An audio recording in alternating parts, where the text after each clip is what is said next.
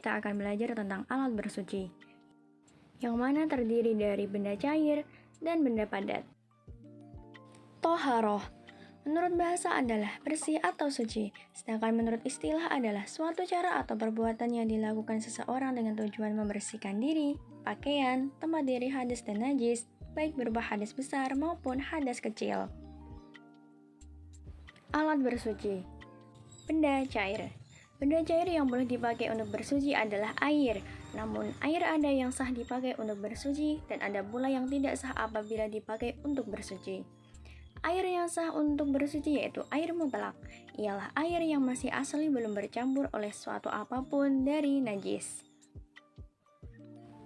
Benda padat, yaitu benda selain air yang dapat digunakan untuk bersuci, antara lain tanah atau debu, batu, kayu, kertas tisu kering, atau benda-benda kesat lainnya.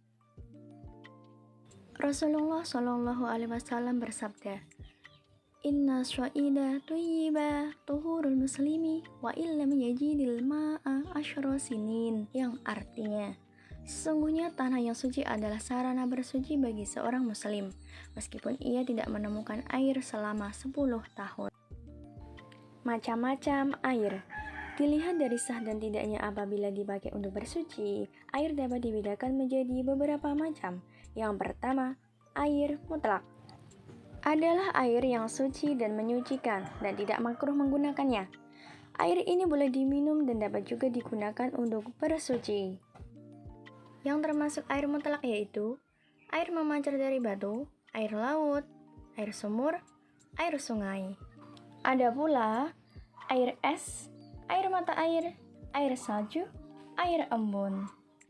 Kedua, air musyamas adalah air yang hukumnya makruh apabila digunakan untuk bersuci.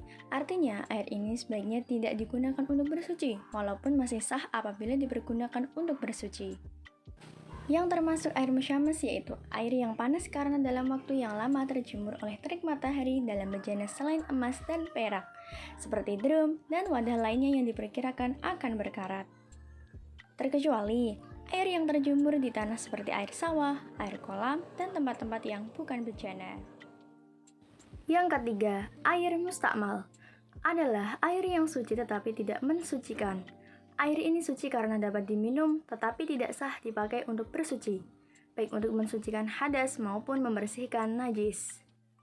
Yang termasuk air mustakmal yaitu air yang telah berubah salah satu sifatnya karena bercampur dengan suatu benda suci, seperti air teh, air sabun, air kopi, dan lain sebagainya. Lalu, air pohon atau air buah-buahan, seperti air kelapa, air nira, air jeruk, air tebu, dan lain-lain. Terdapat juga air yang kurang dari 2 kulah. Yang terakhir, air mutanajis adalah air yang telah bercampur dengan najis. Air mutanajis tidak dapat dipakai untuk bersuci. Air mutanajis terbagi menjadi 2 macam. Yang pertama, air yang kurang dari 2 kulah dan terkena najis, baik berubah sifatnya, rasa, bau, dan warna ataupun tidak. Yang kedua, air yang telah berubah rasa, warna, dan baunya karena terkena najis. Najis, menurut bahasa adalah sesuatu yang dianggap kotor atau tidak bersih. Menurut istilah, adalah segala sesuatu yang dianggap kotor oleh syara. Sedangkan, kotoran adalah sesuatu yang kotor. Tetapi tidak semua yang kotor adalah najis seperti baju yang kotor karena keringat. Dapat dipahami secara seksama terkait contoh-contoh najis pada peta konsep ini. Macam-macam najis. Yang pertama, najis munggoladoh atau najis berat. Yang kedua, najis mutawasitoh atau najis sedang. Yang ketiga, najis mukhafafah atau najis ringan. Najis munggoladoh ialah najis yang disebabkan dari liur anjing dan babi. Cara menyucikan najis munggoladoh. Pertama, hendaklah dibuang najis itu terlebih dahulu. Kedua, tempat yang terkena najis itu disertu dengan air bercampur tanah. Ketiga, cuci dengan air mutlak sebanyak 6 kali hingga hilang warna, bau, dan rasanya.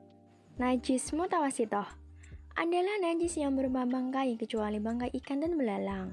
Dapat juga darah, muntah, arak, nanah, dan semua benda yang keluar dari kubul dan dubur kecuali mani. Cara menyucikan najis mutawasitoh, yaitu hendaklah dibuang najis itu terlebih dahulu. Lalu, cuci dengan air mutlak tempat yang terkena najis sehingga hilang bau, rasa, dan warnanya.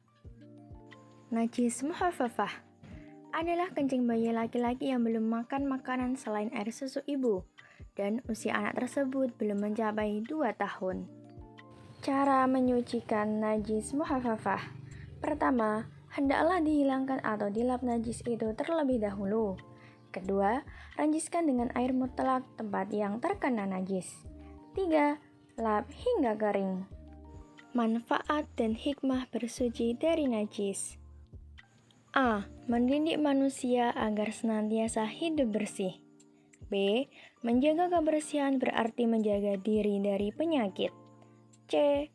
Menjadi sarana untuk lebih mendekatkan diri kepada Allah. D. Menjadi cermin keimanan seseorang. E. Mendidik manusia berakhlak mulia.